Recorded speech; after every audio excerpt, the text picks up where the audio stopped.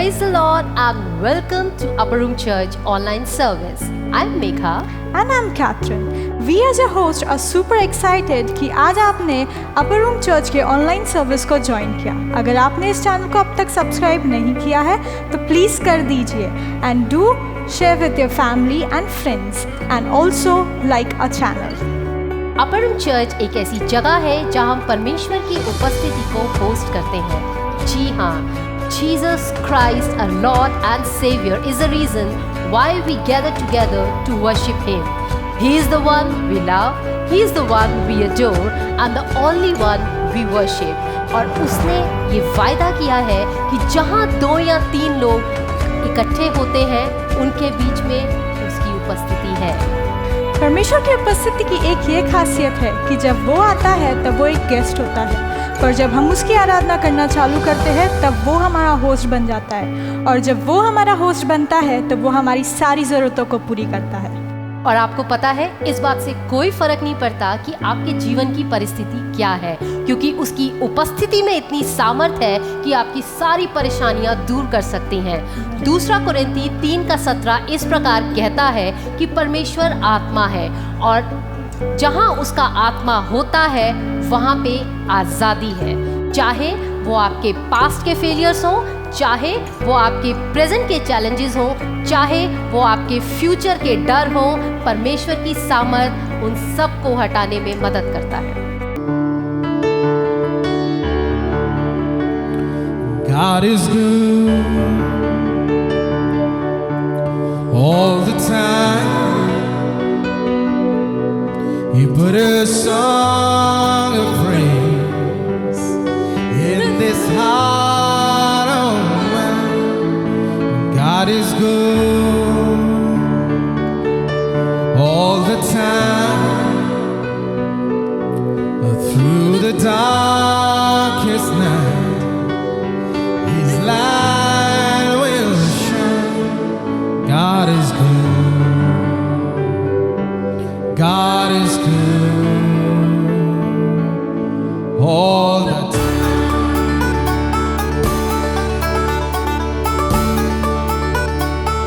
Let's sing this. God is good all the time. You put a song of praise in this heart of mine. God is good all the time. Through the darkest night, His light will shine. God is good. God is good all the time. One more time, we sing. God is good. God is good all the time. Put a song of praise in this heart of mine. God is good all the time. Through the darkest night, His light will shine. God is good. God is good all the time. If you're walking through the valley and there are shadows all around, do not fear. He will guide you. He will keep you safe and sound. He has promised to never leave you or forsake you, and His word is true. God is good all the time. With a song of praise in this heart of mine. God is good all the time. Through the darkest night, His light will shine. God is good. God is good all the time. God is good. We sing it again. God is good all the time.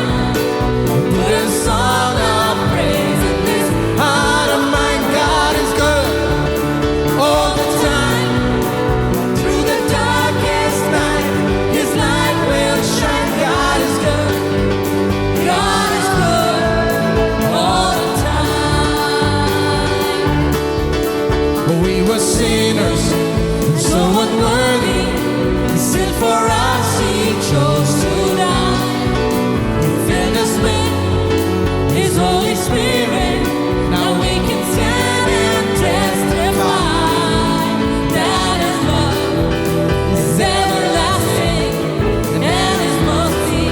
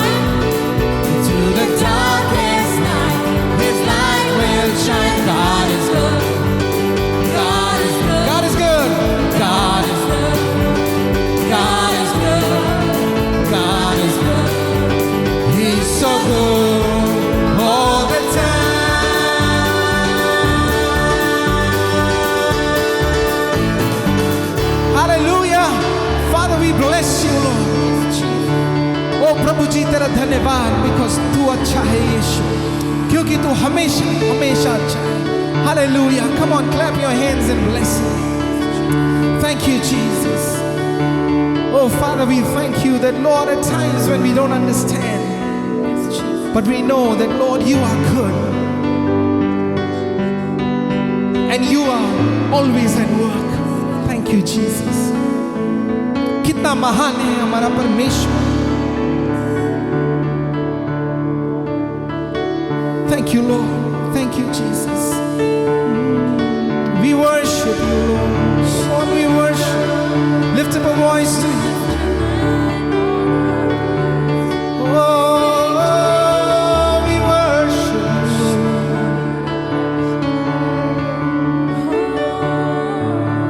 Thank you, Jesus.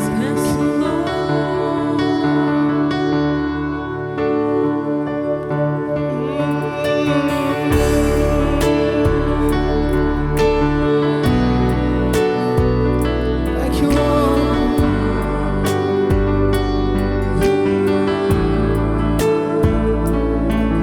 कितना महान है उसका नाम, कितना सुंदर है उसका नाम. And we lift your name, Jesus. महान है हमारा प्रभु, सुंदर है उसका नाम. उसके काम बदलते नहीं, पवित्र है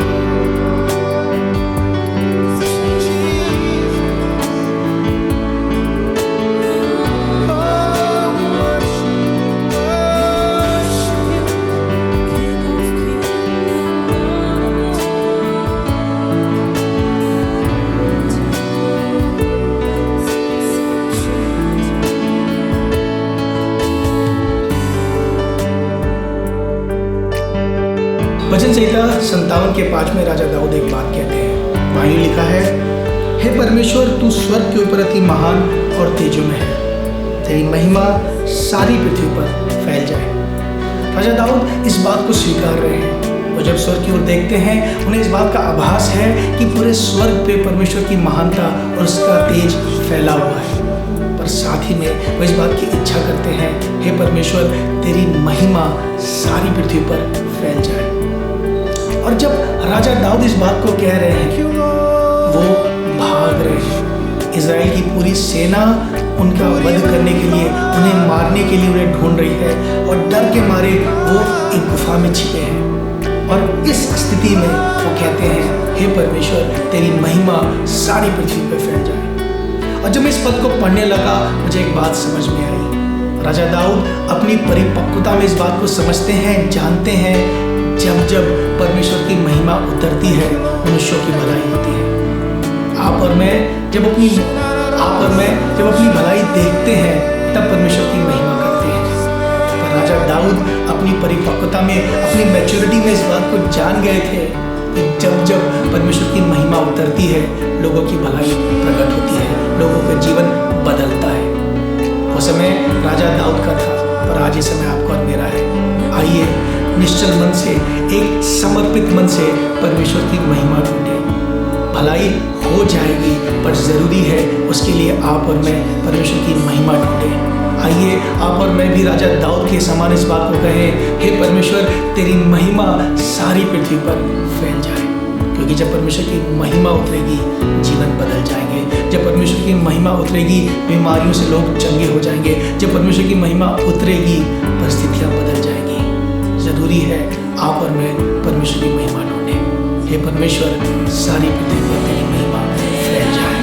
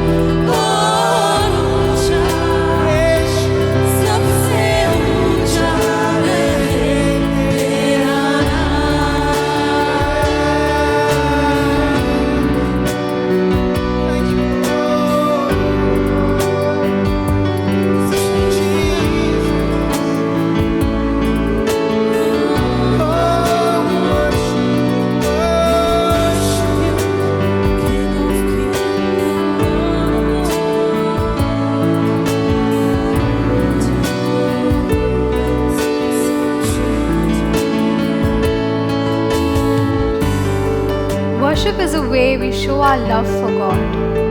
Jesus taught us to love Him and our neighbors. We at Upper Room India believe in following these principles. Come, let us have a look what Upper Room India has been up to help and care for the community in these difficult times. Greetings, Upper Room family. On behalf of Upper Room India, I just want to extend a warm greeting to every one of you who are watching me right now. As we all are going through a very difficult phase where this pandemic has taken over the whole world, literally, a lot of people have been stranded. Especially, it's a very difficult time for people who are daily wages worker and they don't have enough means to buy groceries and to feed their families. even as government have been helping so many people, we thought as a church it is our responsibility to take care of our local people.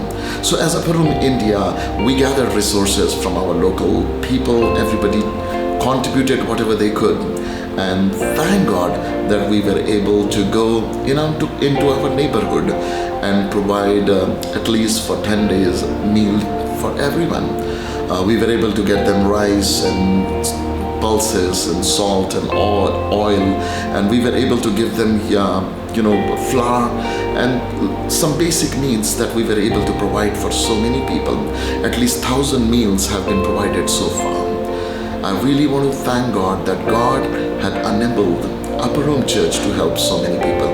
There is a big need even now. Hundreds of families are literally come to a point of starvation because there is no food that they can afford. These are daily wages people and there is no work happening, so they don't have money.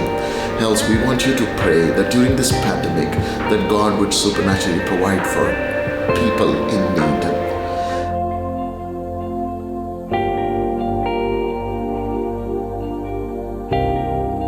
अभी अभी आपने देखा कि कैसे अपर room church ने ज़रूरतमंद लोगों की मदद की। अगर आप भी हमारे साथ मिलके उन लोगों की मदद करना चाहते हैं तो अपर रूम चर्च के अकाउंट डिटेल्स आपकी स्क्रीन पे है। आप आपके ऑफरिंग्स उसमें भेज सकते हैं। परमेश्वर का वचन कहता है, जो कंगाल पर अनुग्रह करता है वह यहोवा को उधार देता है और वह अपने इस काम का प्रतिफल पाएगा। May God bless you as you care for others. Hello everyone, I am blessed and honored to introduce you to Upper Room Word of God for Kids. As the scripture says in Proverbs 22:6, that train up your child in the way he should go, that even when he is old, he shall not depart from it. So here as Upper Room, we would like to invest the word of truth in the life of your children, to build them and nurture them in the foundation of Christ's lifestyle. It is for you, dear parents, an opportunity to enroll your kids with us. I, Tanvi, along with Catherine and Asmita, will be taking the classes. Age criteria at present is from 8 years to 14 years. Our classes will be held on Wednesday and Thursday from 6 p.m. to 6:45 p.m. at Upper Room Zoom platform.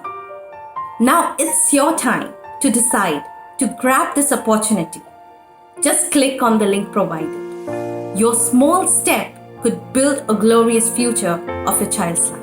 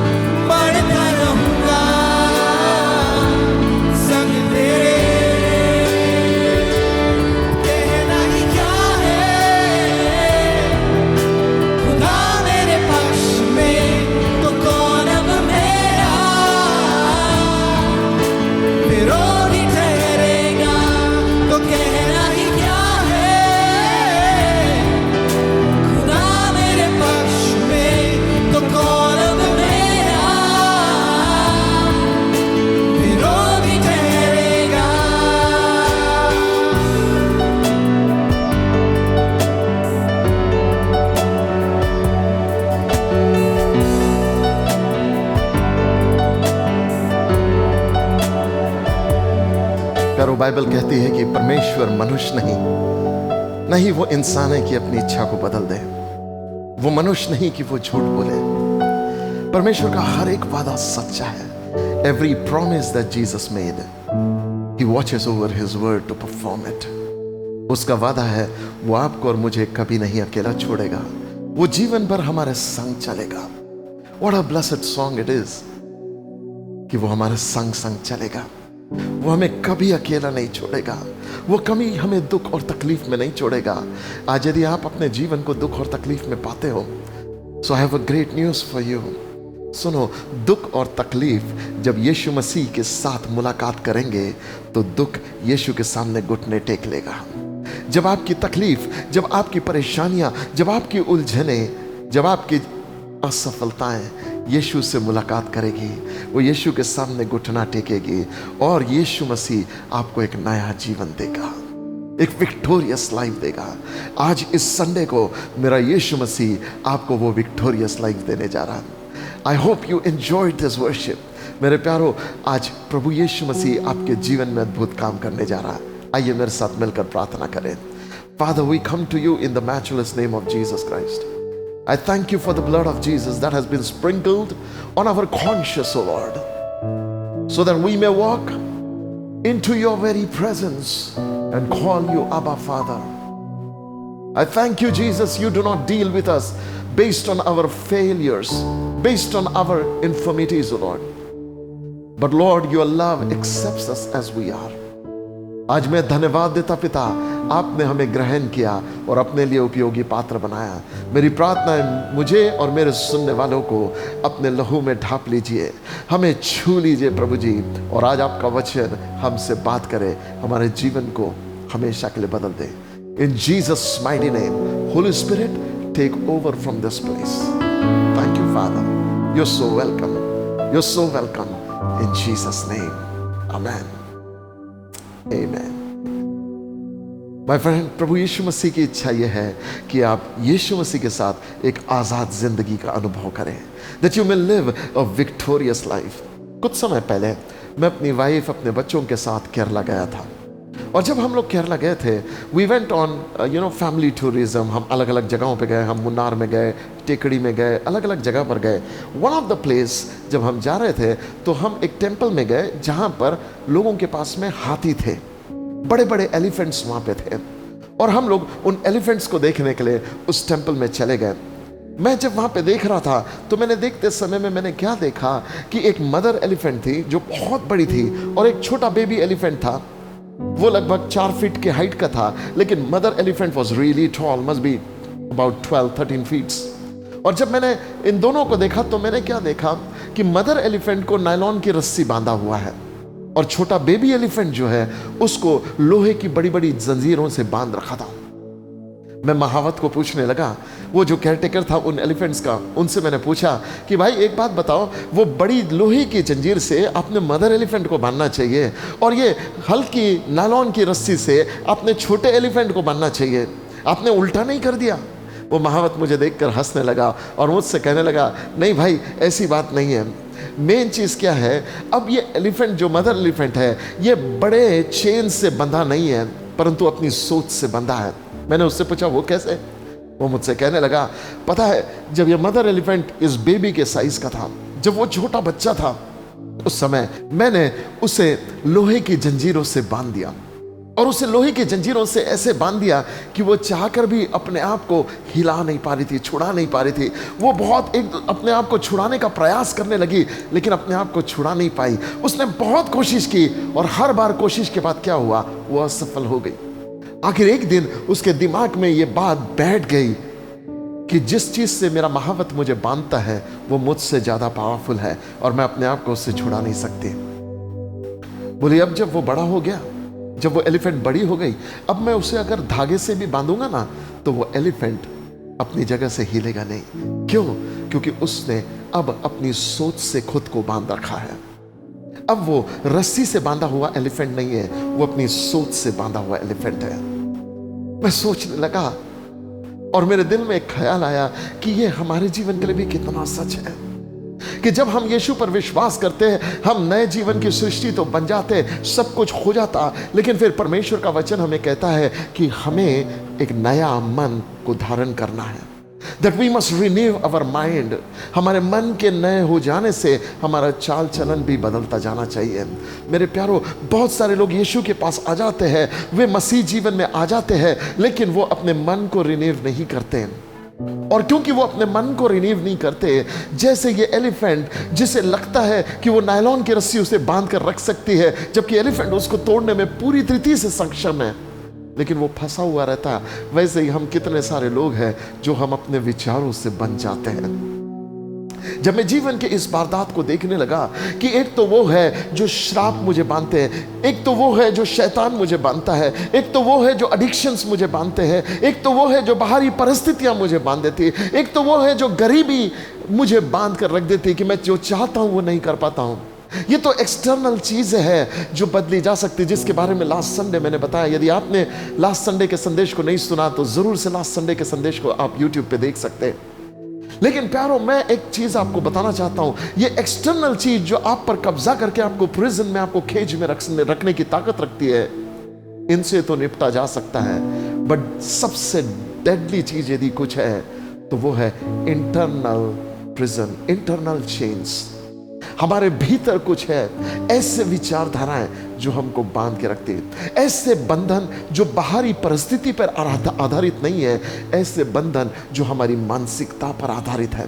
आज मैं आपसे बात करना चाहता हूं उन मानसिक रोगों के, उन मानसिक बातों के विषय में, उन मानसिक विचारधाराओं के विषय में जो आपको बंद कर रख देते। आप क्रिश्चियन तो हो जाते लेकिन कोई काम के नहीं रहते। मैं आपको एक बात बताऊं, आप मसीह होंगे लेकिन अगर आपका मानसिक विकास मसीह के मन के अनुसार ना हो तो आप कोई काम के नहीं रहेंगे। आपका जन्म एक बहुत अच्छे परिवार में हुआ, लेकिन अगर आपका मानसिक विकास नहीं हुआ तो कोई काम का नहीं।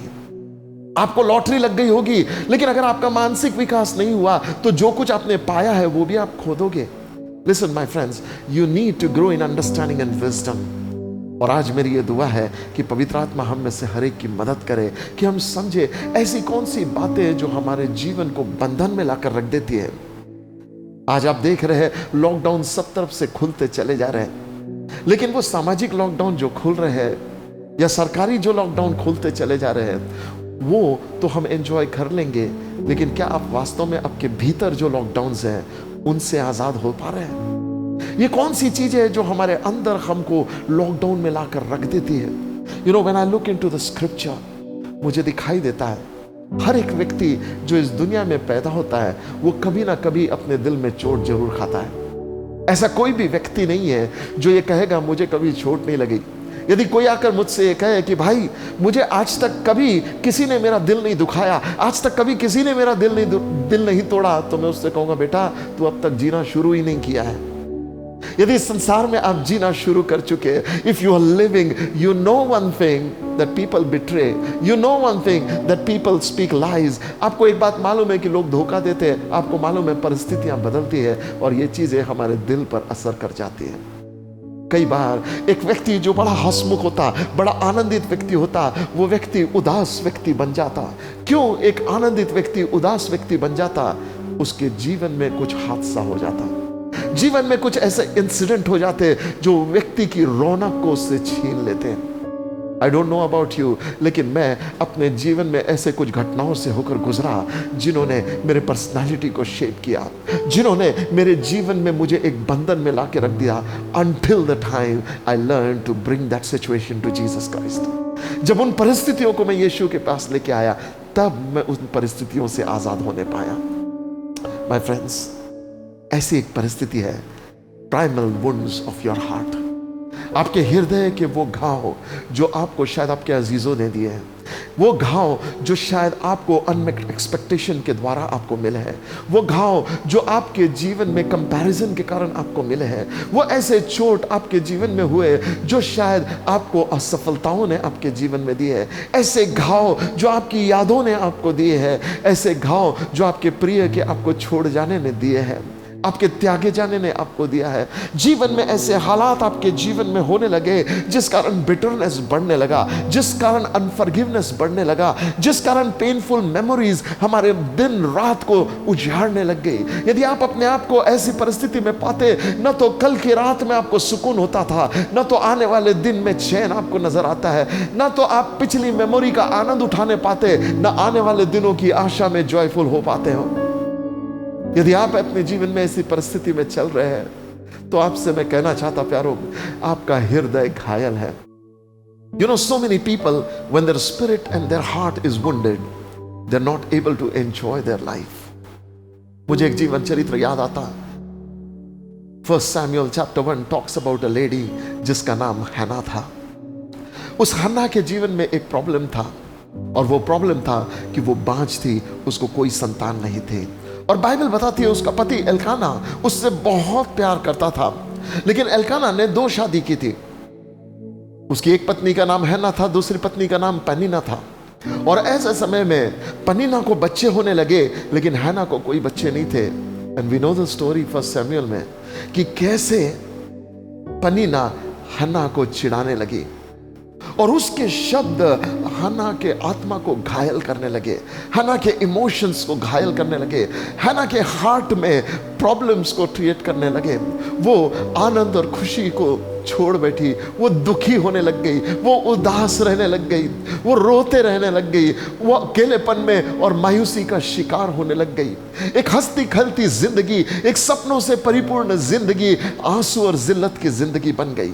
मैं नहीं जानता आज किसके जीवन चरित्र के बारे में मैं ये बात कह रहा, लेकिन प्रियो, मैं आपसे कहना चाहता हूं, यदि आपके जीवन में कोई ऐसा परेशानी है जिस परेशानी के कारण आपका सोशल एक्सेप्टेंस कम हो गया है, जिस परेशानी के कारण आप अपने आप को दूसरों से नीचला समझ रहे हो, जिस परेशानी के कारण आप अपने आप को असफल महसूस कर रहे हो, जिस परेशानी के कारण आप अपनी आइडेंटिटी को खोते चले जा रहे हो, तो आज मेरी बात को ध्यान से सुनो।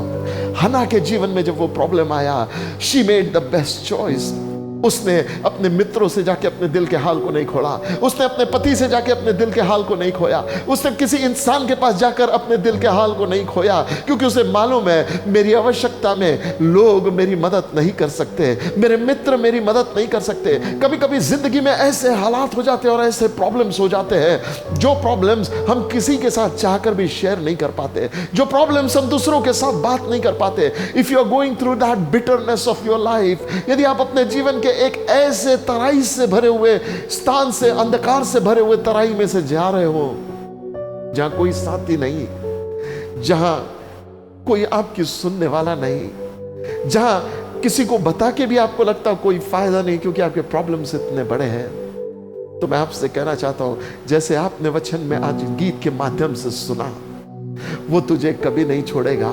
वो यीशु मसीह तेरी राह देख रहा है। हन्ना ने अपने जीवन में अनुभव किया, वो प्रभु के वेदी के पास आई और प्रभु के वेदी के पास आकर अपने दिल को परमेश्वर को उंडेलने लगी। जब वो परमेश्वर को अपने दिल की बात उंडेलने लगी, something began to happen, something began to happen. परमेश्वर ने उसके विलाप को नृत्य में बदल दिया। मेरे प्यारो, भजन संहिता 34 इसके 18 वचन में ऐसा लिखा है, the Lord is near to the broken hearted person, those who are crushed in their spirit, he is near to them। वचन कहता है, मेरा प्रभु टूटे मन वालों के समीप रहता है और पिसे हुओं का उद्धार करता है। आज यदि आपका हृदय टूटा हुआ है, यदि आप क्रश्ड अपने स्पिरिट में हो, यदि आपको समाज ने त्याग दिया, यदि आप अपने अकेलेपन के जीवन से लड़ रहे हो, यदि आपके पास कोई है नहीं, हो सकता है आपने अपने अजीज को खो दिया, हो सकता है कोई आपके पास है नहीं जो आपकी देखभाल करे और आप अकेलेपन के जीवन से जा रहे हैं, तो परमेश्वर का वचन कहता है, मेरा परमेश्वर टूटे मन वालों के समीप रहता है और पिसे हुओं का उद्धार करता है। आज यदि आपका मन टूटा है, चाहे फिर लोगों की बातचीत से हो, चाहे किसी के धोखे से हो, चाहे किसी भी कारण से यदि आपका हृदय टूटा है, तो टूटे मन को चंगा करने की ताकत किसी हॉस्पिटल में नहीं है। टूटे मन को चंगा करने की ताकत किसी विशेषज्ञ के पास नहीं है। टूटे मन को चंगा करने की ताकत किसी कानून में नहीं है।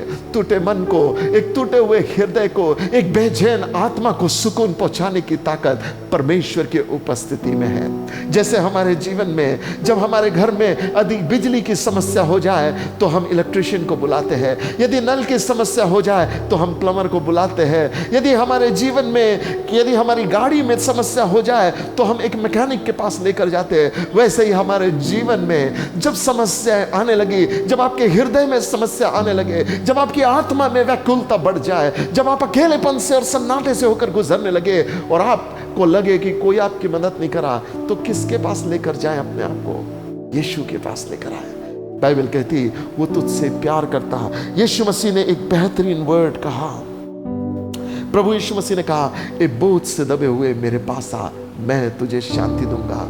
आज यदि तेरा हृदय अशांत है क्योंकि लोगों ने ऐसी बातें तेरे विषय में कही है जिसने समाज में सिर उठा के जीना तुझसे दुर्लभ कर दिया है, तो आज कोई है जो ये कहता है, सुन, मैं तेरे सर पर करुणा और दया का तेल मलूंगा। वो कहता है, I will anoint you with a fresh oil. मैं तेरे सिर को जंगली सांड का सा ऊंचा करूंगा। वो कहता, परमेश्वर का वचन कहता है, तूने मेरे सिर पर तेल मला है, मुझे जंगली सांड का सा मेरा सिर ऊंचा किया है। मैं शर्मिंदगी में नीचे नहीं, परंतु मैं सिर उठाकर जीने वाला व्यक्ति बन गया हूं। I look at this word, भजन संहिता 147 इसके 3 वचन को, और यहां ऐसा वचन कहता है, he heals the broken hearted and binds up their wounds. परमेश्वर एक टूटे मन वाले व्यक्ति को चंगा करता है और उनके घावों को चंगा करता है। He binds up their wounds। मुझे याद आती है एक स्टोरी जो यीशु मसीह ने कही। यीशु मसीह ने एक बार बताया गुड सैमरिटन के बारे में। एक व्यक्ति यरूशलेम से यरीहो की ओर जाने के लिए निकला, अर्थात परमेश्वर के घर से एक श्रापित स्थान की ओर जाने के लिए निकला। वो जब जाने लगा, रास्ते में उसे डाकुओं ने पकड़ लिया और उसे मारा कुटा और उसको लूट लिया। उसे अधमुआ करके सड़क के किनारे छोड़कर चले गए। यीशु मसीह ने कहा, एक लेवी वहां से आया, उसने उसको देखा कर्राते हुए, लेकिन कुछ नहीं किया, चला गया। एक याजक वहां से आया, उसने भी देखा, वो कुछ कर नहीं पाया, वो चला गया। लेकिन एक सामरी वहां पे आया, उसने इस व्यक्ति को कर्राते हुए देखा और उसने उसकी मदद की। उसने अपनी सवारी को रोका, अपना तेल और दाखरस उसके घावों पर उंडेला, उसको अपने साथ उठाकर सराय में लेकर गया और सराय में ले जाकर उस सराय के मालिक को उसने 2 दिनार दिए और ये कहा, इसकी देखभाल करना, और जब मैं लौट कर आऊं तो जो कुछ तूने ज्यादा खर्चा किया वो तुझे दे दूंगा। सुनो, मेरा प्रभु घायल व्यक्ति को देखकर कभी भी नजरअंदाज नहीं करता। आज यीशु की नजर आपको देख रही है, वो देख रहा है आपके भीतर आप अकेले में रो रहे हो, वो आपके उस आंसुओं को देख रहा है, वो आपके मारे मारे फिरने को देख रहा है। वो जान रहा है कि आप अंदरूनी एक लड़ाई में हार रहे हो और जीत नहीं पा रहे हो, और वो अपने सहायता का हाथ आपकी ओर बढ़ा रहा। वो आपसे कहना चाहता है, मेरे बेटे, हे मेरी बेटी, तू क्यों व्याकुल है, तू अंदर ही अंदर क्यों गिरी जा रही है? परमेश्वर पर आशा लगा, वो तेरे मुख की चमक है। आज यदि उस उदासी ने तेरे चेहरे को ढांप रखा है तो यीशु का प्रेम तेरे चेहरे से उदासी को हटाएगा और आनंद और मुस्कुराहट को तेरे चेहरे पे लौटा देगा। पहला condition, primal wounds of heart. How do I deal with this condition? Number 1, come to Jesus with your brokenness. अपनी टूटी दशा को लेकर यीशु के पास आ जाओ, अपने ब्रोकन हार्ट को लेकर यीशु के पास आ जा। Let his love heal you. Second चीज, जिन्होंने तुझे धोखा दिया, जिन्होंने तुझे चोट पहुंचाई, जिन्होंने तेरे आंसू का कारण बने हैं, उनको क्षमा कर दे। जब परमेश्वर का प्यार को अपने दिल में आने देगा तो तू उन्हें क्षमा करने पाएगा जो तेरे विरुद्ध में है, उन्हें तू क्षमा करने पाएगा। मेरे प्यारो, परमेश्वर का वचन यशाया इसके 43 अध्याय के 18 वचन में एक बेहतरीन बात कहता है। Isaiah chapter 43 verse number 18 says, do not dwell on your past. वचन कहता है, do not dwell on your past. अपने अतीत में मत जी। मेरे मित्र, मैं तुझसे कहना चाहता हूं, अपने अतीत में मत जी। कितने ऐसे हैं जो अपने अतीत की यादों को ऐसे पकड़ कर रखे हैं कि वो अतीत की यादों ने उनके जीवन को बर्बाद कर दिया। वो अतीत की यादों ने उनके जीवन को आंसू में ला दिया। एक बार मैं डिस्कवरी चैनल देख रहा था, और डिस्कवरी चैनल देखते समय मैंने क्या देखा, मैंने देखा कुछ लोग, आदिवासी लोग बंदर पकड़ रहे थे। वे लोग मंकी को पकड़ रहे थे। तो उन्होंने क्या किया, मंकी के लिए एक ट्रैप बनाया, एक छोटा सा ओपनिंग रखा और अंदर मूंगफली के दाने रख दिए।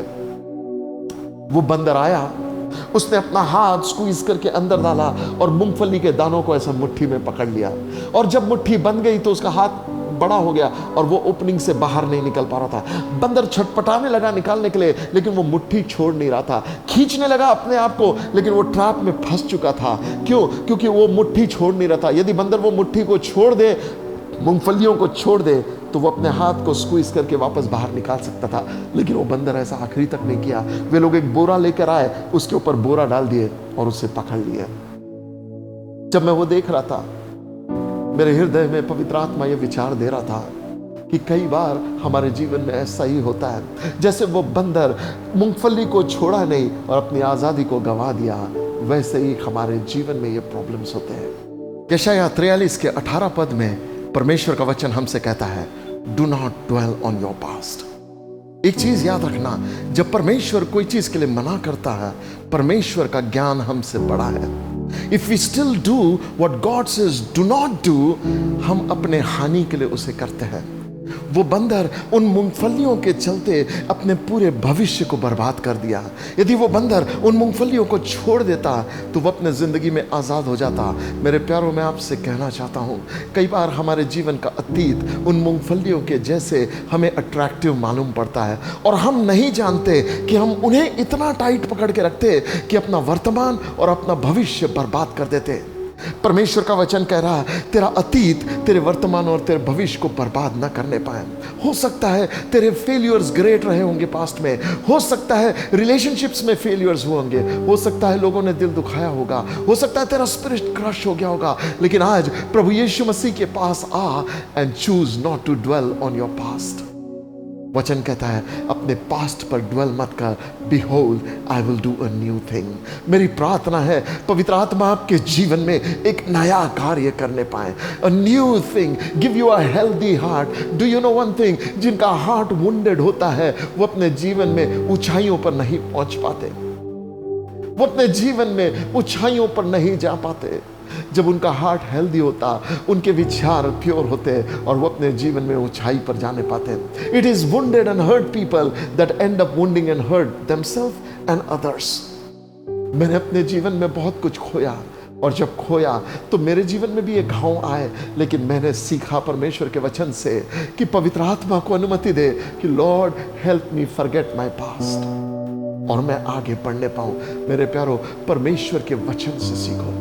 Very important, do not dwell on your past.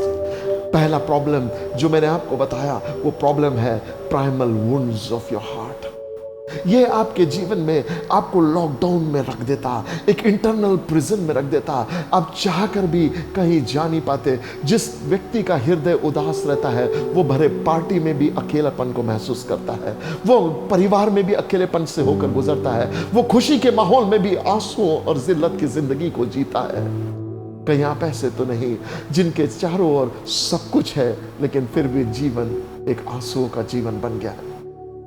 आज मैं आपसे कहना चाहता, यीशु पर आशा लगाओ। सेकंड प्रॉब्लम वो है overcrowding of your soul. Second problem जो मैंने देखा है वो तेरे मस्तिष्क में इतने सारे विचार आ जाते हैं, तेरे हार्ट में इतना क्लटर हो जाता कि मानो एक ट्रैफिक जाम बन जाता। मैंने एक दिन एक प्रचारक को ये कहते हुए सुना कि उसकी एक मित्र थी जो उसके साथ हमेशा पार्टी में जाया करती, उसके घर पर आया करती थी, हर जगह शॉपिंग में भी वे साथ में जाते थे। ये 3 फ्रेंड्स थे और बड़े मित्र, एक दूसरे के घनिष्ठ मित्र थे।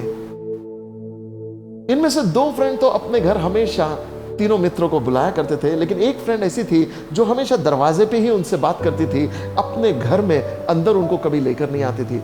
एक दिन ये दोनों दोस्तों ने सोचा कि आज हम उसके घर में जाके ही रहेंगे, देखेंगे ये ऐसा क्यों करती है, हमारी इतनी घनिष्ठ फ्रेंडशिप है लेकिन ये कभी हमको अपने घर में नहीं ले जाती।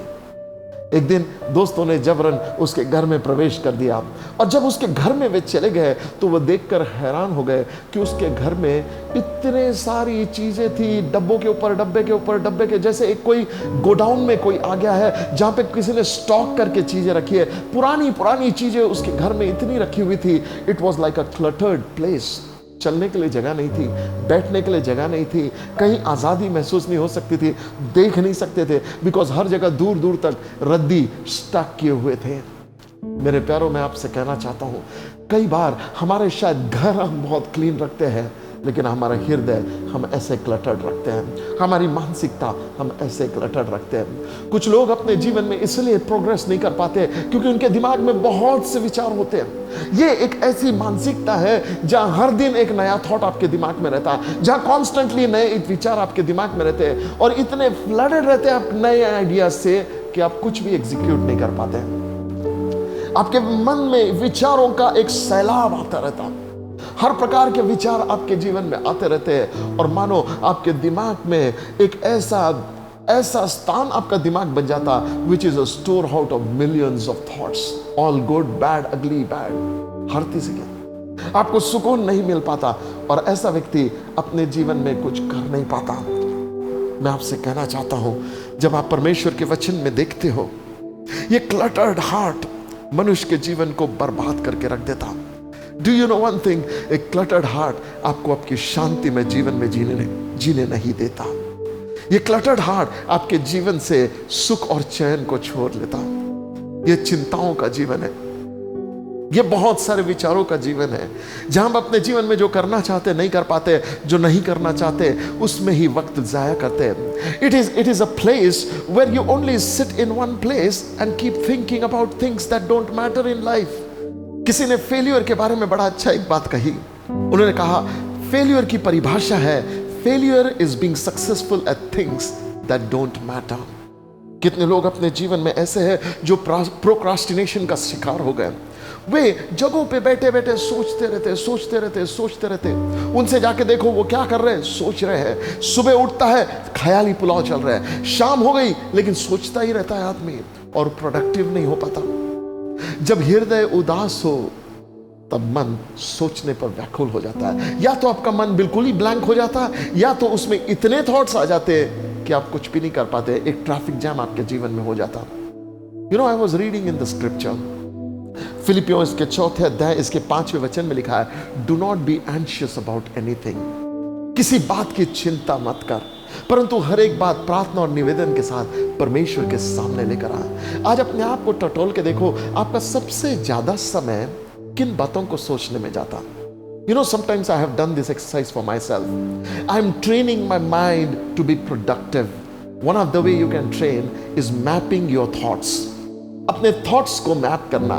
You know, do you sit down together, और अगर आप एक्सरसाइज करें कि आज मैं 9 बजे से 10 बजे तक देखूंगा कि मुझे कौन से थॉट्स आते हैं, और उन थॉट्स को मैं मैप करने लगूंगा। दिन भर मैंने कौन सी बातों में टाइम बिताया, सबसे ज्यादा कौन सी बातें मैं प्रोक्रास्टिनेट करता रहा, कौन सी चीजों को मैं सोचता रहा। यदि वो बातें विकास की नहीं, उन्नति की नहीं, मेरे जीवन के आनंद की नहीं, मेरे जीवन के खुशी की नहीं, यदि वो दूसरों के जीवन को उन्नति देने वाली नहीं, परंतु वो नकारात्मक विचारों का एक सैलाब है, जहां पे मैं अपने आप को एक डाउनवर्ड स्पाइरल में पाता हूं, जहां हर एक विचार पहले से और ज्यादा बदतर है, जहां ये कहता है मैं योग्य नहीं इस बात के लिए, मेरा जीवन ऐसा है, मेरा जीवन वैसा है, मेरा साथ ये नहीं हो सकता, मेरे साथ वो नहीं हो सकता। वो थॉट पैटर्न आपके जीवन को बर्बादी में लेके चले जाता है। My friends, I want to encourage you to understand. Isaiah 48 verse number 22 says, there is no peace for the wicked man. जो दुष्ट है उसके जीवन के लिए शांति नहीं। क्या आपको मालूम है परमेश्वर आपको शांति देने के लिए आया? यीशु कहता है मैं अपनी शांति तुम्हें देता हूं। जिस व्यक्ति के जीवन में शांति नहीं होती है ना, उसका मन बहुत ही बेचैन होता है। लेकिन मुझे अच्छा लगता है भजन संहिता 1 में दाऊद ये कहता है, वो मुझे सुखदाई जल के, भजन संहिता 23 में वो कहता है, वो मुझे सुखदाई जल के झरने के पास ले जाता है। You know, he takes me beside the still waters.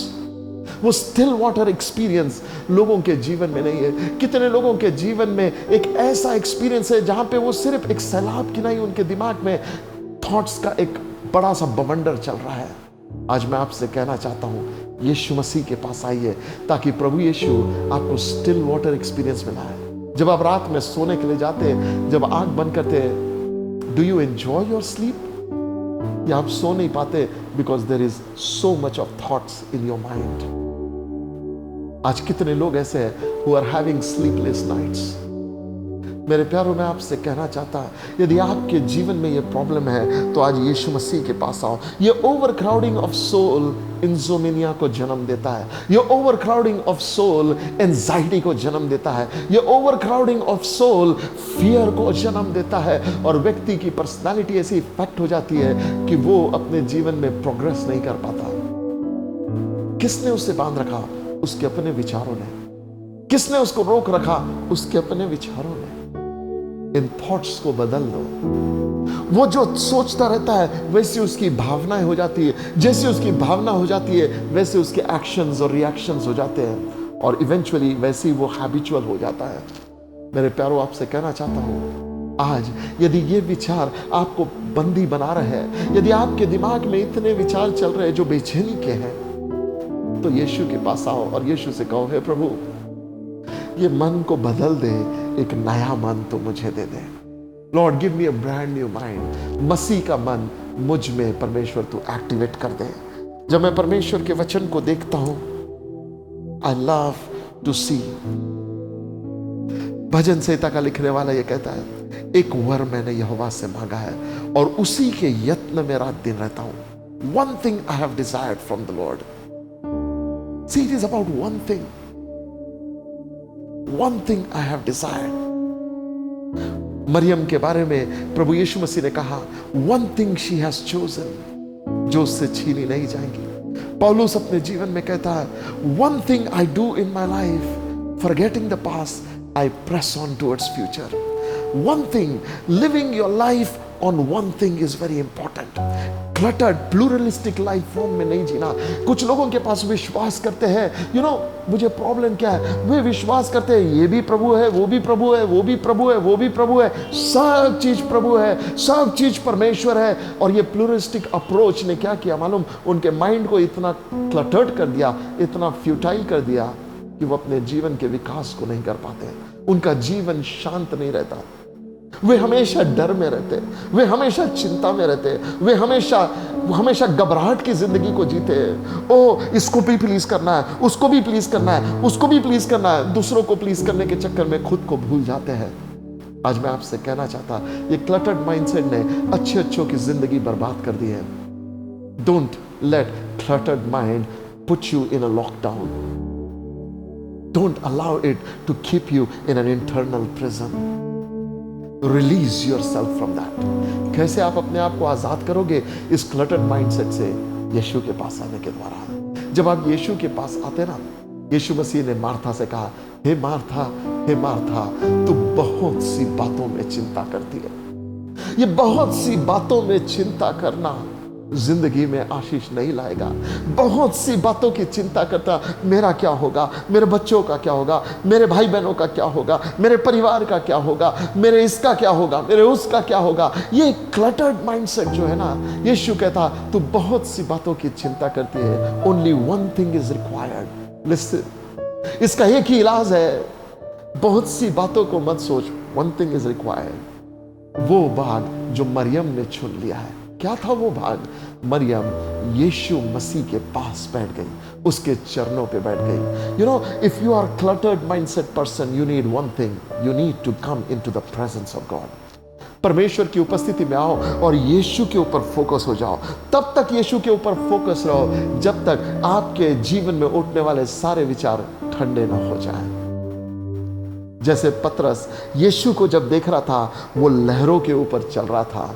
जब यीशु को देखना बंद कर दिया तो वही लहरें डुबाने लग गई। आपके थॉट्स आपको डुबा देंगे अगर आपकी नजरें यीशु पे से हट जाएगी तो। इसलिए निरंतर प्रभु यीशु मसीह की खोज में रहो, निरंतर प्रभु यीशु मसीह पे नजरें रखो। इसलिए बाइबल कहती है, man ought to pray always and cease not. क्यों परमेश्वर का वचन कहता प्रार्थना करो कि परीक्षा में ना गिरो? क्यों परमेश्वर का वचन कहता think about the things that are above.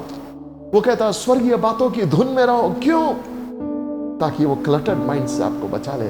इस संसार में बहुत सी चीजें जो हमारे ध्यान को आकर्षित करती है, और जो लोग क्लटर्ड माइंडसेट से जय नहीं पा पाते, अपने वुंडेड हार्ट से जय नहीं पा पाते, मालूम वो अपने जीवन में क्या करते हैं? वो लोनलीनेस का शिकार होते हैं और कभी कभी अपने जीवन के लोनलीनेस को और पावरलेस सिचुएशन से डील करने के लिए वो पोर्नोग्राफी के शिकार हो जाते हैं, वे अश्लीलता के शिकार हो जाते हैं और वो उन चीजों को देखने में सुकून प्राप्त करना चाहते हैं जो टेम्पररी है, जो परमानेंट सॉल्यूशन नहीं है।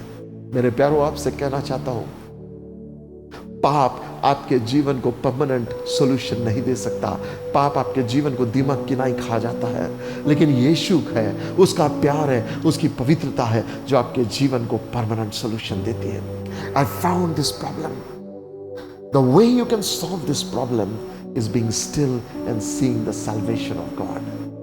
परमेश्वर ने मूसा से कहा, उसके संकट के समय में, इस्राएल के भयंकर संकट के समय, जब फारो की सेना उसके पीछे आ गई, जब लाल समुद्र सामने से था और उनके पास बचने का कोई उपाय नहीं था, तो परमेश्वर ने मूसा से कहा, शांत खड़ा हो जा और परमेश्वर के उद्धार को देख। हमारे जीवन में हमें सीखना है शांत खड़ा होना। इसीलिए तो लोग मेडिटेशन करते हैं, लोग मेडिटेशन करते हैं, लेकिन मालूम उनको मेडिटेशन में क्वाइट होना नहीं आता। They focus on temporal things, they focus on their ideas, they focus on certain numbers, they focus on alphabets, they focus on sound. लेकिन परमेश्वर का वचन कहता है, इन चीजों को करने से तेरे जीवन में शांति नहीं आएगी। एक्सटर्नल मेडिटेशन या इंटरनल मेडिटेशन जो संसार सिखाता है, वो आपके जीवन की परिस्थिति को नहीं बदलता। Meditation upon the word of God changes. सुनो, एक विचार के ऊपर जय कैसे खाते हैं? दूसरे विचार के द्वारा। Let me tell you, cluttered mindset के ऊपर जय कैसे पाना। आपको याद है उस समय जब मूसा ने अपनी लाठी डाली और सांप बन गया, और फिर मैजिशियंस भी आए और उन्होंने भी अपनी लाठी डाली और बहुत सारे सांप बन गए। Think about it, there is a thought that you have from God and then there are many many thoughts. क्या होता?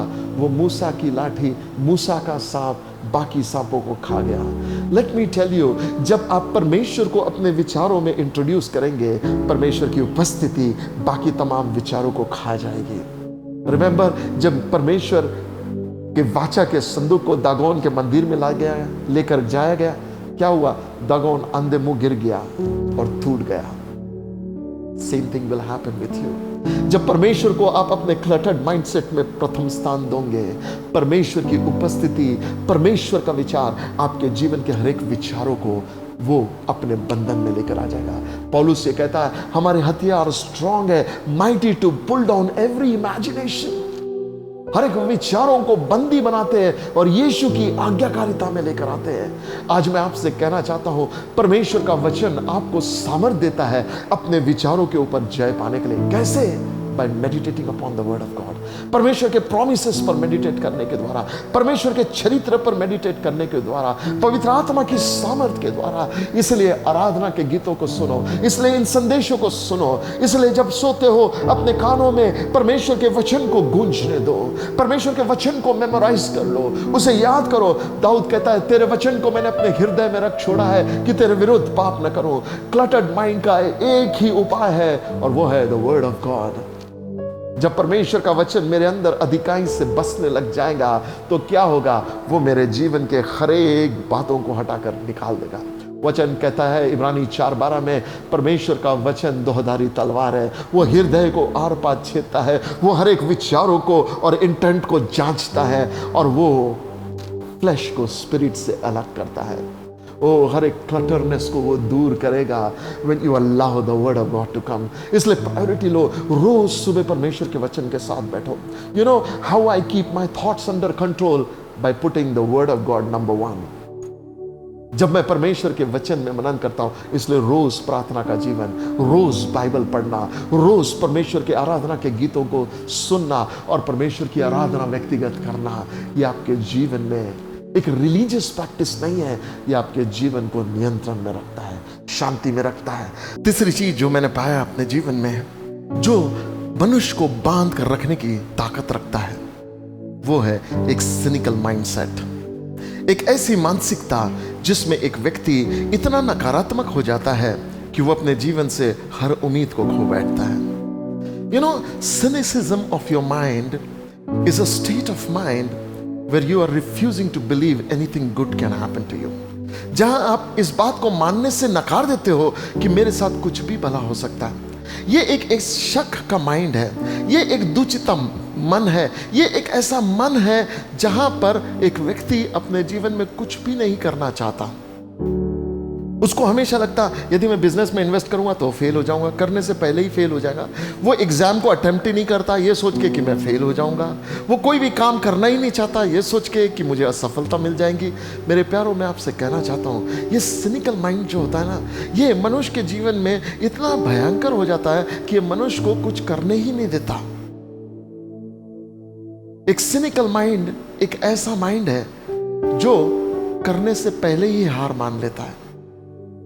परमेश्वर का वचन सुनेगा, समझेगा, लेकिन अपने अंदर आने नहीं देगा, जड़ वचन को पकड़ने नहीं देगा।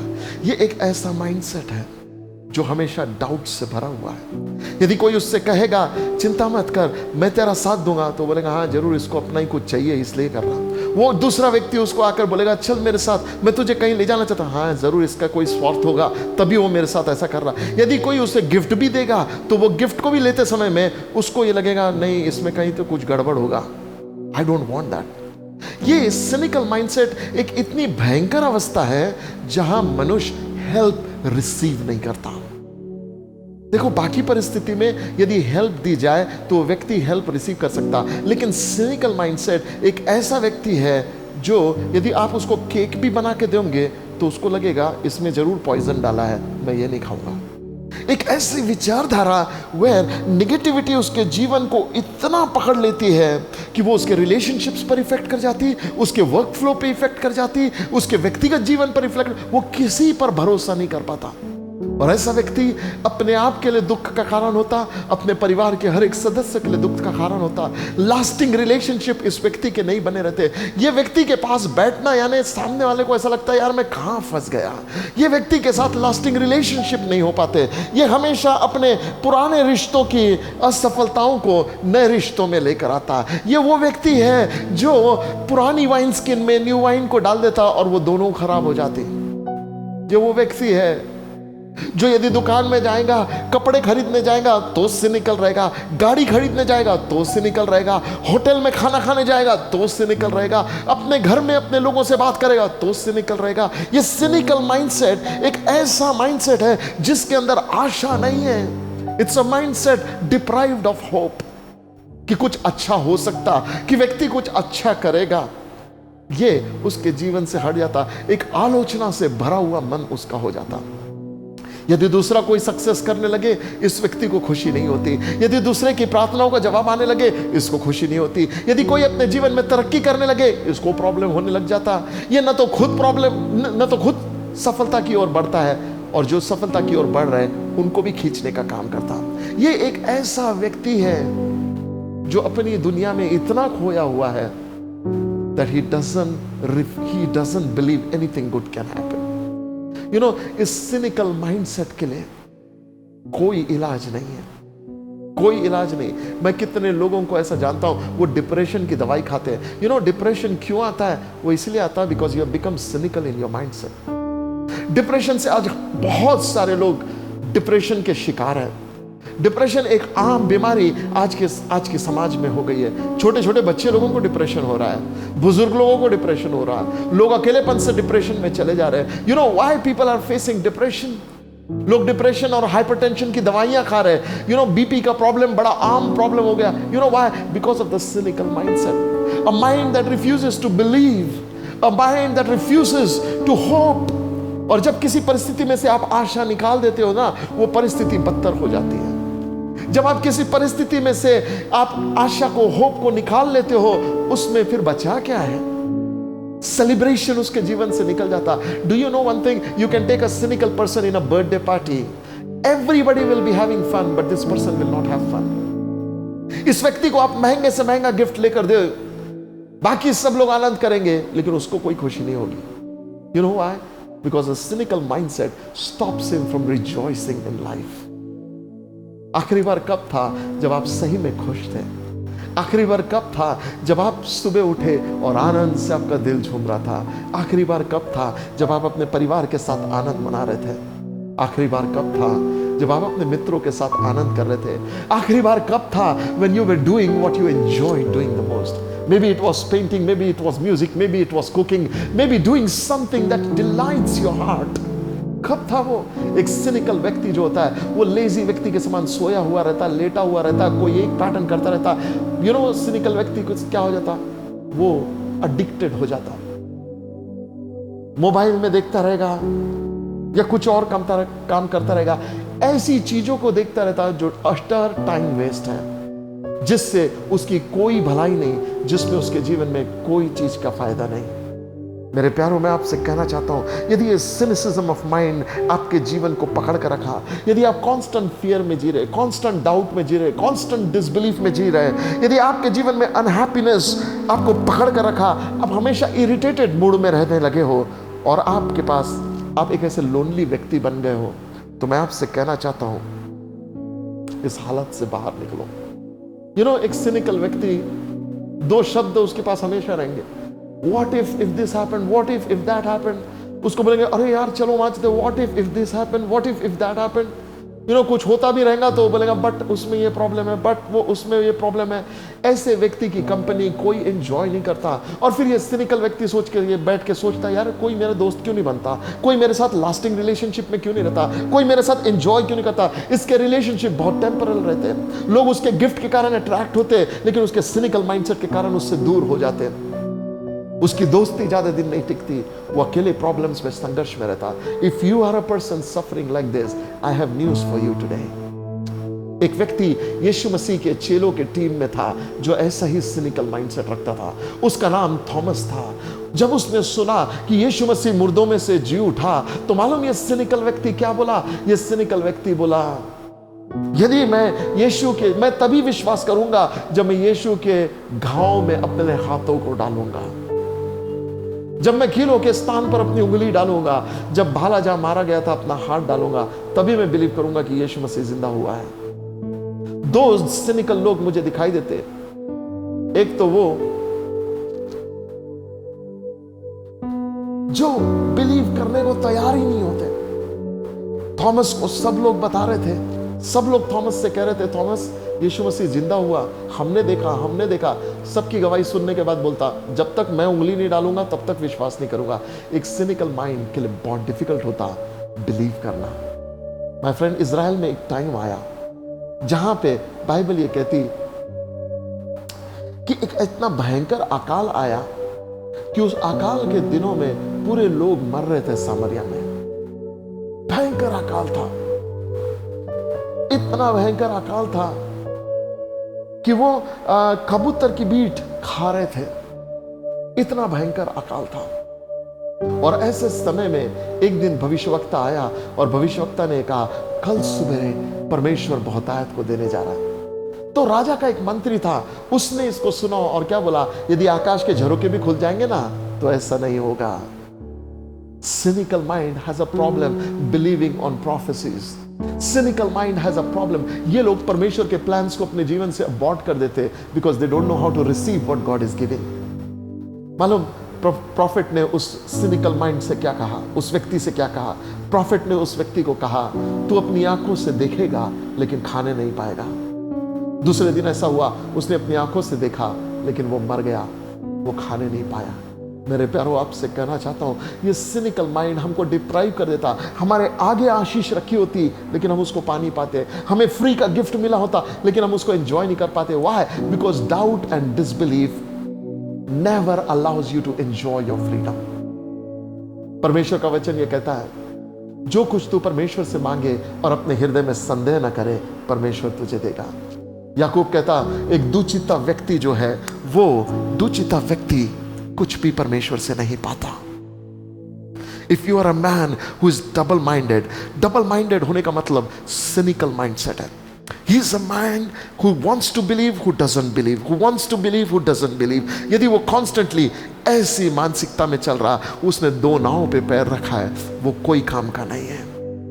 टुडे परमेश्वर के वचन को मैं आपको बताना चाहता हूं, या तो प्रभु को चुन लो, उसकी बातों को चुन लो, या थक दो। आधे में लटक के मत रहो।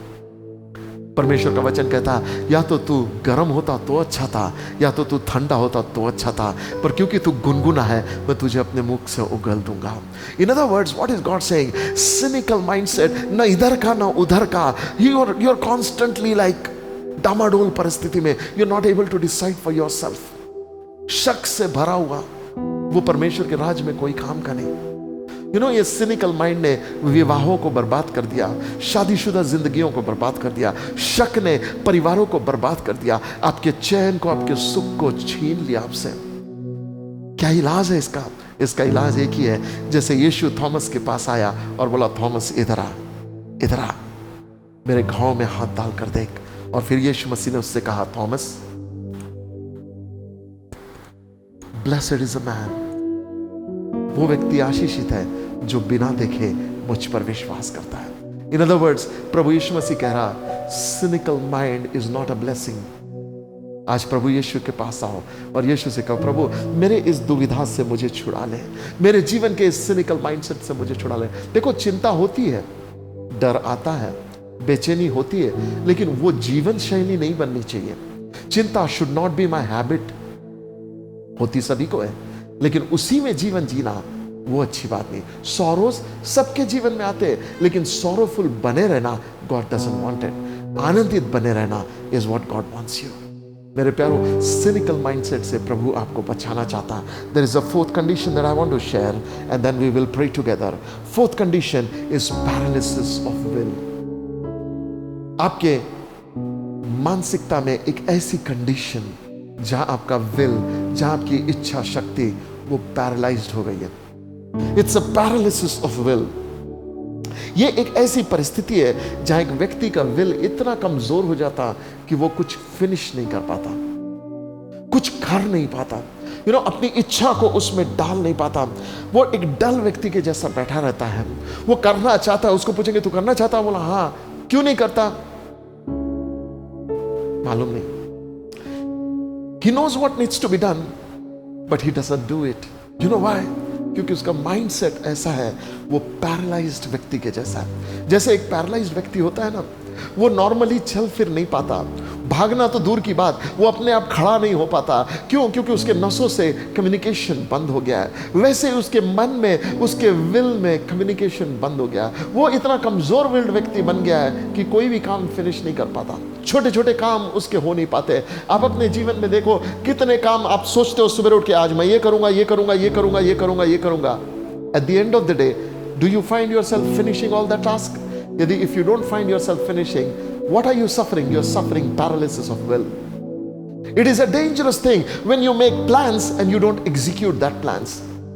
जब आप योजनाओं को बनाते हैं और उन योजनाओं को पूरा नहीं कर पाते हैं, वो एक डेंजरस मानसिकता है। मसीह जीवन में कितने लोग हैं जो अपने जीवन में मिनिमम में जी रहे हैं, परमेश्वर ने जो उनके लिए दिया है वो बहुतायत को नहीं आ पा रहे। You know why? Because paralysis of will ने उन्हें सीमा में बांध रखा है। वे अपने जीवन को एक लॉकडाउन में, बंधन में महसूस करते हैं। They are not able to grow past that. किसी ने मुझे एक स्टोरी मेंढक के बारे में बताई, फ्रॉग्स के बारे में, कि फ्रॉग एक ऐसा जानवर है which is a cold blooded animal. और तब हम फ्रॉग के बारे में जब देखते हैं तो क्या दिखाई देता है कि यदि फ्रॉग को आप एक गर्म पानी में डाल दो और धीरे धीरे वो पानी को टेम्परेचर बढ़ाने लगो, तो वो फ्रॉग उस टेम्परेचर के साथ अपने आप को एडजस्ट करते रहता, एडजस्ट करते रहता, एडजस्ट करते रहता। वो कूद कर निकल सकता है बर्तन से बाहर, लेकिन वो निकलेगा नहीं तब तक कि जब तक कि वो पानी इतना ना बॉईल हो जाए कि वो खुद उसमें बॉईल होकर मर जाए। लेकिन वो निकलता नहीं है बाहर। यू नो, वो पानी में उबल जाता है लेकिन वहां से जंप नहीं मार सकता, जबकि फ्रॉग जंप मार सकता है। लेट मी टेल यू, ये पैरालिसिस ऑफ विल ऐसा ही है। ये क्या करता? आपको आपके हालातों के साथ समझौता करने पे विवश कर देता। ये कहता, ये हालात अब मैं क्या कर सकता भाई, अब मेरे सामने प्रॉब्लम है, मैं क्या कर सकता भाई, अब ये हो गया मैं क्या कर सकता भाई, अब ऐसा हो गया मैं क्या कर सकता भाई। So it's a temperament when you compromise with the situation, when you compromise with the failures, when you compromise with hopelessness and you decide okay this is how life is gonna be. और वो miserably slide करने लगता नीचे नीचे नीचे नीचे। It comes down, आशाहीन परिस्थिति में आ जाता। मेरे प्यारों, आपसे कहना चाहता हूं, एक ऐसा जीवन जो पैरालिसिस विल में जिसमें पैरालिसिस हो गया है, वो व्यक्ति आनंदित और खुशी जीवन को नहीं जी पाता। वो दूसरों को उन्नति में जाता हुआ देख पाता, लेकिन वो खुद उन्नति नहीं कर पाता। You know why? बिकॉज उसने अपने हालातों से समझौता कर लिया। कितने लोग ऐसे हैं जो पाप पर जय पाने की कोशिश कई बार किए, अब नहीं जय पा रहे, तो दे एडजस्ट विद दैट सिन। कितने लोग गरीबी के साथ जूझ रहे, नहीं वो जय पाते, तो उसके साथ एडजस्ट हो जाते। कितने लोग बीमारी के साथ ऐसा करते, जिसके साथ वो जूझ रहे हैं और बीमारी से जय पाना चाहते, नहीं पा पाते, तो क्या होता? They compromise with it. My friend, I want you to know this, जिन चीजों को आप टॉलरेट कर देंगे, वो आपके लिए परमानेंट सिचुएशन बन जाएंगे। You know, kingdom of God is about knowing what not to tolerate. What not to tolerate. हम मसीह जीवन में ज्यादा क्यों नहीं पाते मालूम अपने जीवन में? Because we don't put our will under the surrendered will of God. हमें क्यों अपने will को परमेश्वर को सरेंडर करना है? Do you know one thing? God never gives up. God never gives up. परमेश्वर कभी छोड़ता नहीं। He never gives up. You know why he never gives up? Because his will is intact. परमेश्वर का वचन कहता है वो अपनी मर्जी को पकड़े रखता है। His will is intact. मैं आपसे कहना चाहता हूं, be a person like Jesus. Be a person like Jesus. वो जिस मकसद से आया था, सलीब पे सब लोग उसको मार रहे थे, लेकिन वो अपने मकसद से भटका नहीं। जब सलीब पे उसके हाथों में खीले ठोक दिए, उसके पांव में खीले ठोक दिए, सिर पर कांटों का ताज डाल दिया, वो अपने मकसद से भटका नहीं। वो ये कहने लगा, हे पिता, इन्हें क्षमा कर, ये नहीं जानते ये क्या कर रहे हैं। वाओ! उस परिस्थिति में भी अपने मकसद से भटका नहीं। Why? Because his will is not paralyzed. मेरे प्यारों, आपसे कहना चाहता हूं, अपने विल को प्रभु के अधीनता में बनाए रखो। मालूम क्यों यीशु मसीह अपने विल में मजबूत रहा? Because he surrendered that area to the hand of God. उसने कहा, प्रभु मेरी नहीं, मेरे भेजने वाले की मर्जी पूरी होने पाए। सुनो, जो व्यक्ति अपने विल को इंडिपेंडेंट ऑफ गॉड रखता है, वो एक दिन विल में पैरालाइज्ड होता है। लेकिन जो व्यक्ति अपने विल को परमेश्वर के विल में सरेंडर करता है, वो परमेश्वर में महिमा में बढ़ता चला जाता है। We need to allow our will to be under the will of God. We need to come into submission. इसलिए परमेश्वर का वचन कहता है, परमेश्वर के बलवंत हाथ के नीचे दीनता से बने रहे, वो उचित समय में तुझे उठाएगा। एक सर्वेंट होने का मतलब ही है, मेरे विल को मैं तेरे विल के अंडर सबमिट कर रहा हूं। मैं आपसे कहना चाहता हूं, यीशु इस प्रिंसिपल को जिया, and he overcame the paralysis of your will. कितने लोग ऐसे हैं जो सपने देखते हैं बड़े बड़े काम करने, कितने लोग बिजनेस स्टार्ट करना चाहते हैं, कितने लोग नए नए कामों को शुरू करना चाहते हैं, लेकिन शुरू करने से पहले ही छोड़ देते या आधी दूर में जाकर छोड़ देते। लिसन, पौलुस ने ये कहा, एक अच्छे योद्धा की नहीं, विश्वास की अच्छी कुश्ती लड़। What is Paul trying to say?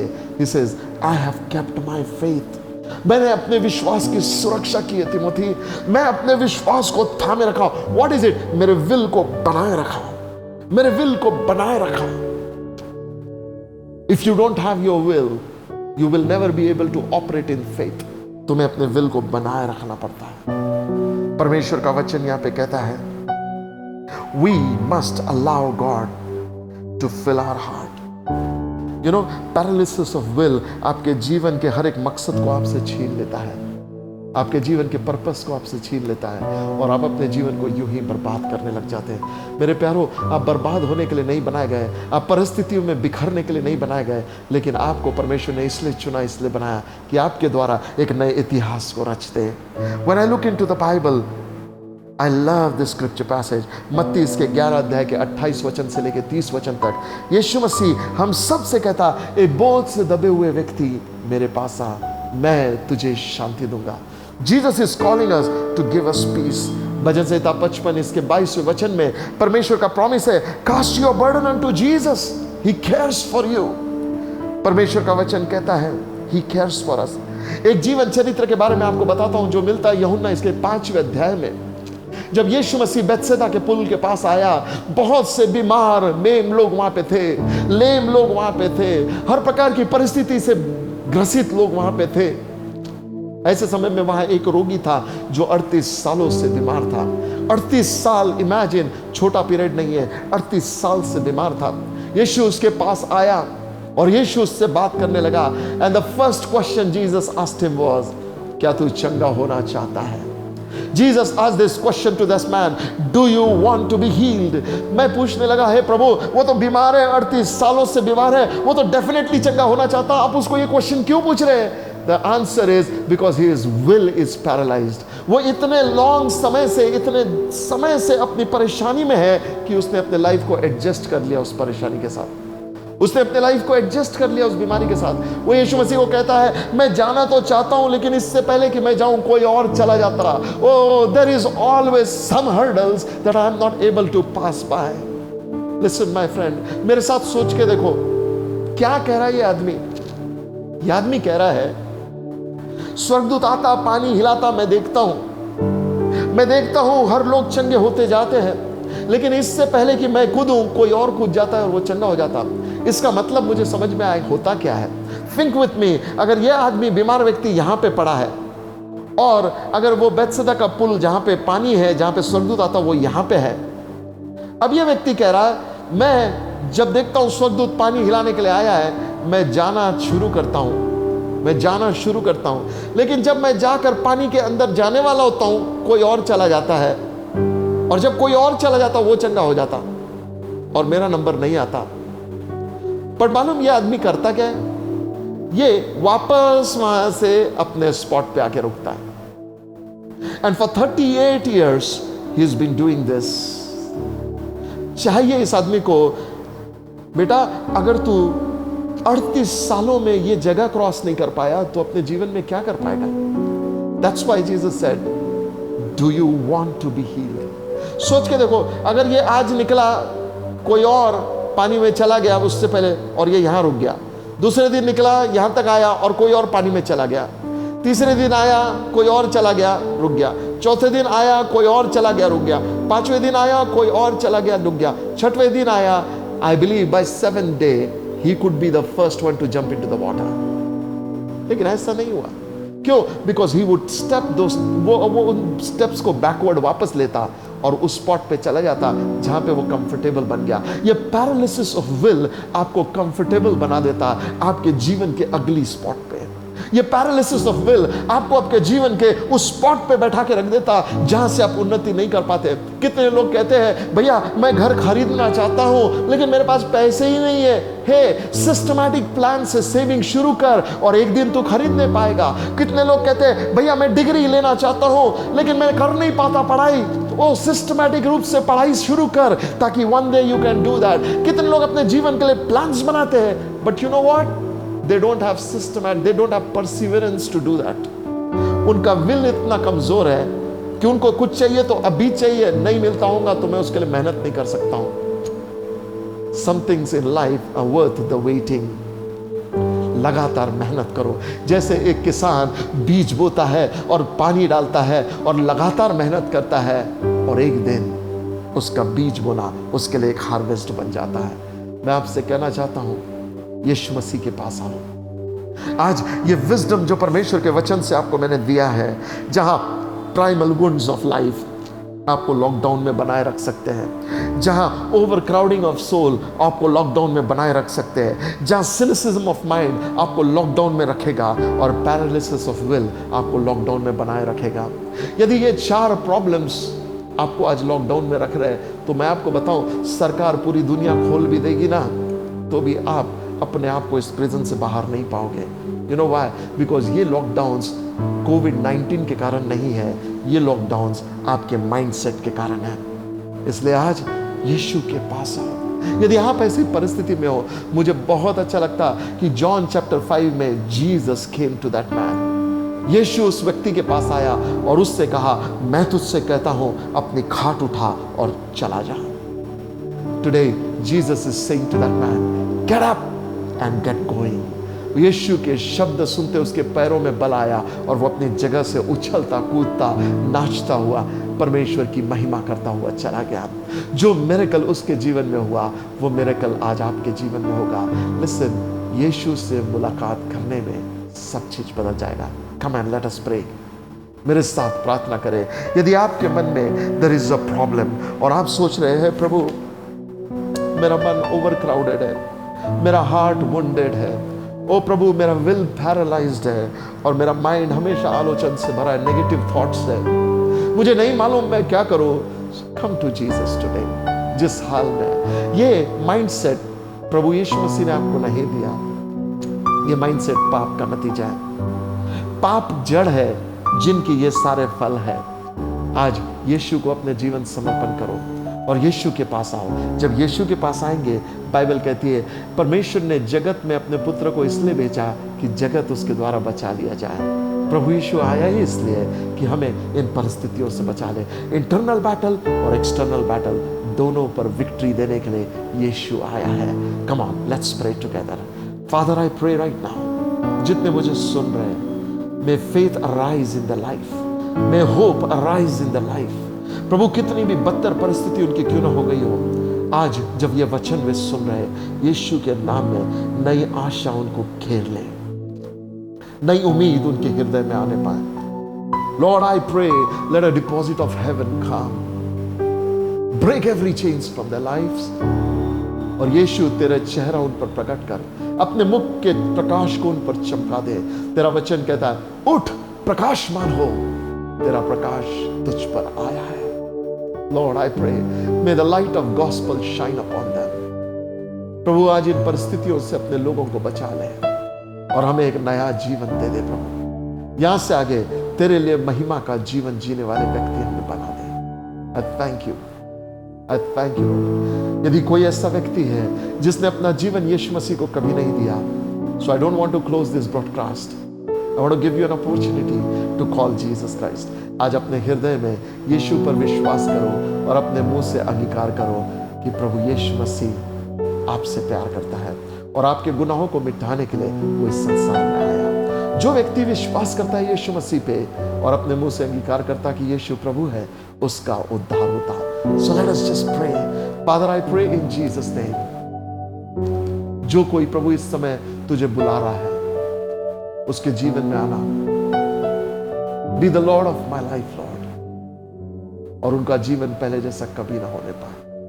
Lord, मेरी प्रार्थना है, जितने तुझे पुकार रहे हैं और अपने जीवन का प्रभु होने के लिए आपको बुला रहे हैं, यीशु के नाम में आपकी आत्मा उनके जीवन में समाने पाए, उनका नाम जीवन की पुस्तक में लिखा जाए और यहां से आगे वे पहले जैसे कभी ना रहे।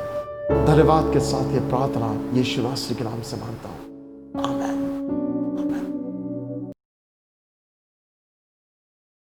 We hope that you have been blessed with today's service. हमारा अपर रूम चर्च में एक ये गोल है कि हम परमेश्वर यीशु मसीह के और करीबी में जाए और उसके प्यार और सामर्थ्य को अनुभव करें। और अगर आप किसी बात से संघर्ष कर रहे हैं या आपके जीवन में अकेलापन है या आपकी लाइफ में रिजेक्शंस हैं, कुछ प्रॉब्लम्स हैं, आपको एक साथी चाहिए जो आपके साथ इन बातों के लिए प्रार्थना कर सके, तो आप हमें कांटेक्ट कीजिए। अगर आपके जीवन में कोई टेस्टिमनी है, अगर आप हमसे अपनी गवाही को बांटना चाहते हैं, तो contact@upperroomIndia.org पे कांटेक्ट कीजिए। और अगर आप हमें आपके ऑफरिंग्स भेजना चाहते हैं तो अकाउंट डिटेल्स आपकी स्क्रीन पे हैं।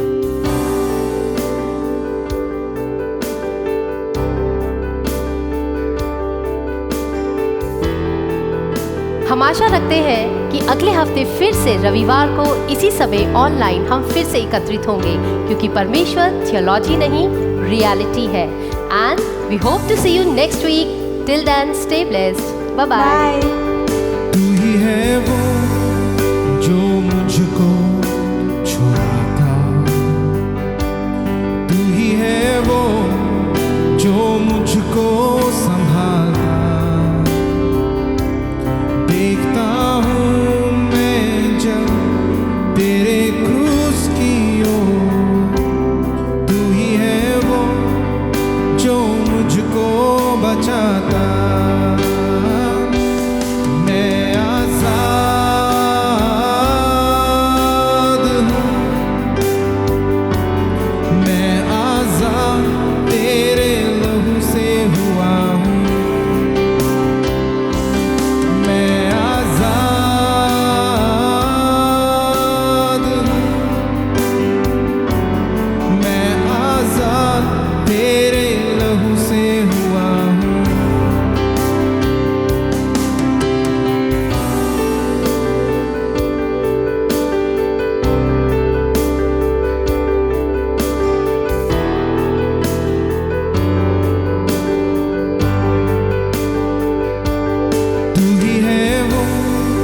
जो